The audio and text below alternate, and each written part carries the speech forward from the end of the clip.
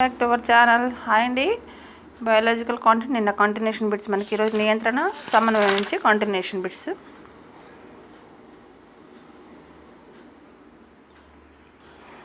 First bit వచ్చేసి వినాళ గ్రంథులు గల జీవి మానవుడు. వినాళ గ్రంథులు స్రవించే పదార్థం హార్మోన్స్. శరీరంలో అతి ముఖ్యమైన గ్రంథి పీయూష గ్రంథి. నాడీ మండలానికి అంతఃస్రావ వ్యవస్థకు మధ్య వారధిలాగా పనిచేసే గ్రంథి పీయూష గ్రంథి. ఆక్సిటోసిన్ వాసోప్రెప్సిన్ హార్మోన్లను ఉత్పత్తి చేసే గ్రంథి పీయూష గ్రంథి. డయాబెటీస్ మిలిటస్లో ఈ క్రింది లక్షణాలు కనిపిస్తాయి. అధిక రక్తంలో ఉండే గ్లూకోజ్. నెక్స్ట్ బిట్ వాయునాళానికి దగ్గరగా ఉండే గ్రంథి ఔట్ గ్రంథి. ఎముకల్లో కాల్షియం ఫాస్ఫేట్ల స్థాయిని నియంత్రణ చేసే హార్మోన్ పారాథార్మోన్. శరీరంలో కార్బోహైడ్రేట్స్, ప్రోటీన్లు, కొవ్వు, జీవక్రియను క్రమబద్ధం చేసే హార్మోన్ కార్టిసాల్. లాంగర్ హాస్పిటల్ ఎక్కడ ఉంటాయి? క్లోమ. గ్లైకోజన్ను గ్లూకోజన్గా మార్చే హార్మోన్ గ్లూకగాన్. ఏ హార్మోన్ లోపం వల్ల డయాబెటీస్ మిలిటస్ వ్యాధి వస్తుంది? ఇన్సులిన్. పిండ ప్రతిస్థాపనకు సహాయపడే హార్మోన్ ప్రొజెస్టరాన్. శరీరంలో రసాయన సమన్వయం జరిగే పదార్థాలు హార్మోన్స్. తలభాగంలో ఉండే వినాళ గ్రంథులు పీయూష గ్రంథి. ఏ హార్మోన్లు తయారీ ఉత్పత్తికి అయోడిన్ అవసరం?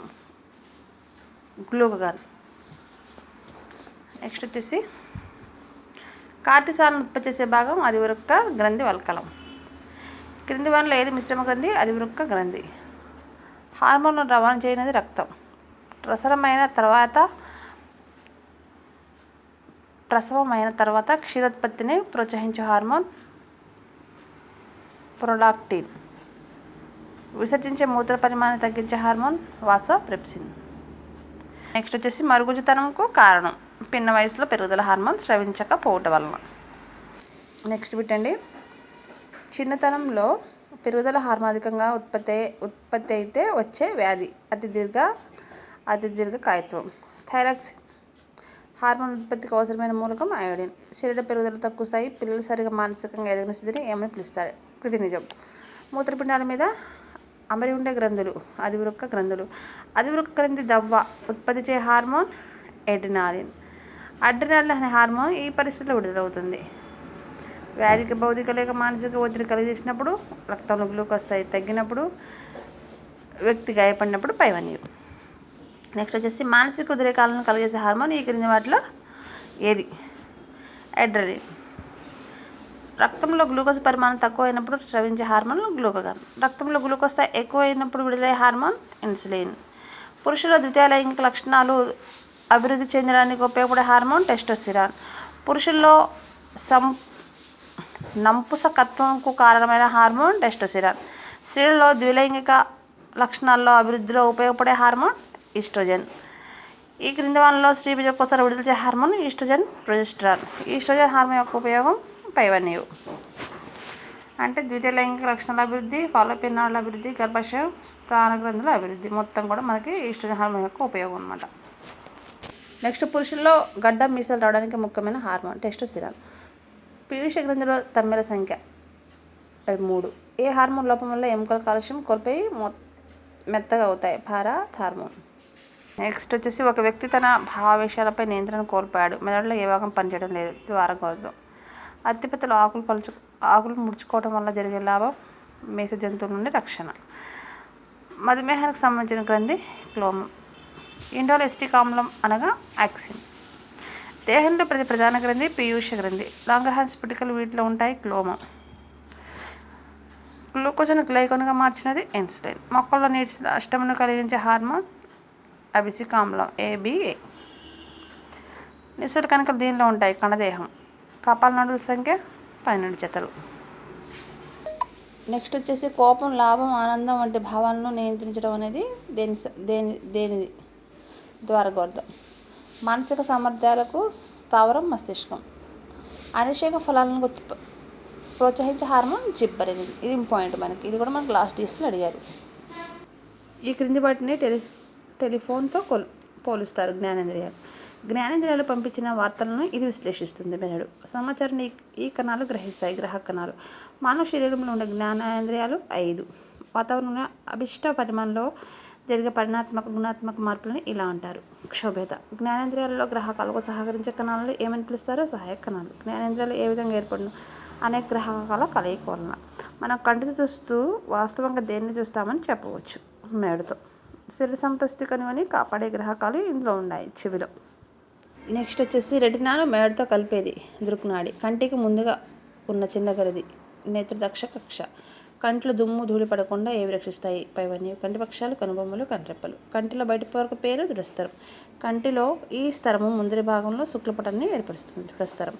కనుపాప ఎక్కడ ఉంటుంది? శుక్ల పాటలం కింద ఉంటుంది. కనుపాప తారకాల పనిని దేనితో పోలుస్తారు? కెమెరాలోని డయాఫ్రమ్తో పోలుస్తారు. విజువల్స్ వర్పులు లేక రొడాప్సిన్ అనేది దండాలలో ఉండే ఎర్రని వర్ణక పదార్థం. దండకోణం నిష్పత్తి 15:1. కంటిలో జ్ఞాన భాగం నేత్రపటలం. రొడాప్సిన్ ఏర్పడడానికి కావాల్సిన విటమిన్ ఏ.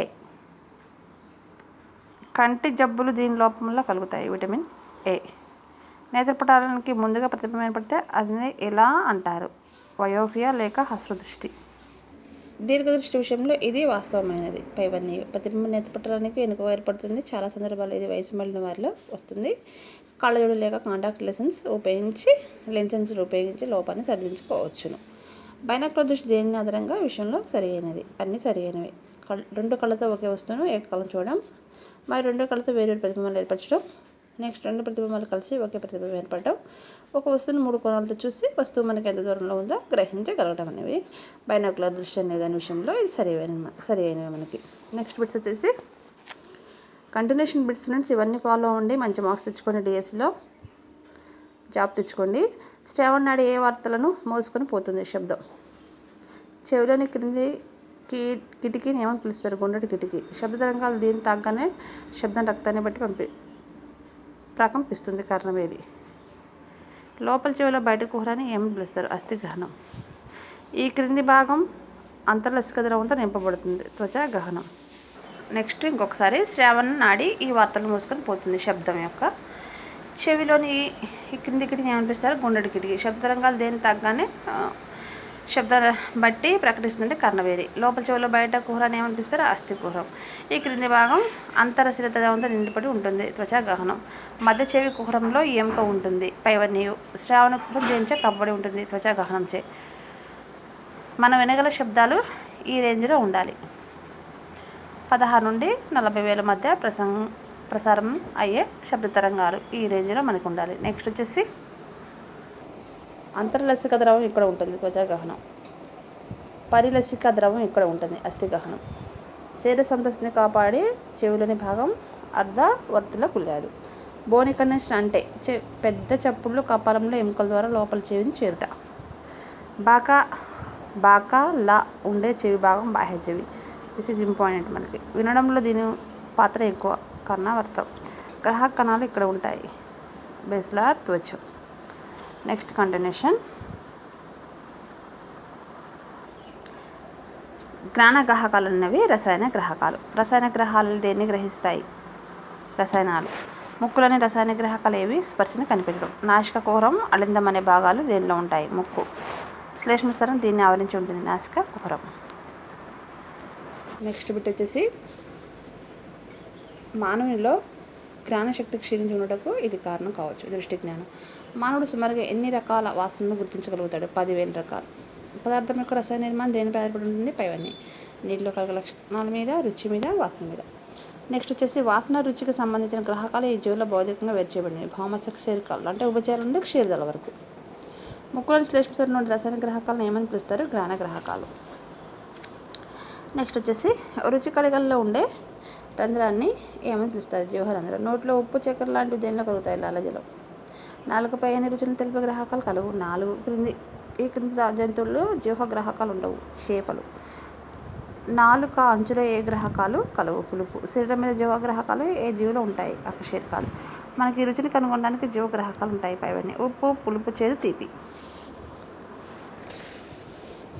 నెక్స్ట్ వచ్చేసి నాలుక ముందరి భాగంలో ఏ రుచిని కనుగొనే గ్రాహకాలు ఉంటాయి? తీపి, ఉప్పు రాళ్ళు ఒకే పరిమాణంలో ఒకే రంగులో ఉన్న ఉప్పు రుచిని తెలుసుకోగలుగుతాం, కానీ రాయి రుచిని తెలుసుకోలేము. ఎందువల్లనంటే రాయి నీటిలో లేదా ఆహార ద్రవాలలో కరగదు. Next practice bit 6. నాసిసెప్టార్లు గ్రహించే శక్తి బాధ.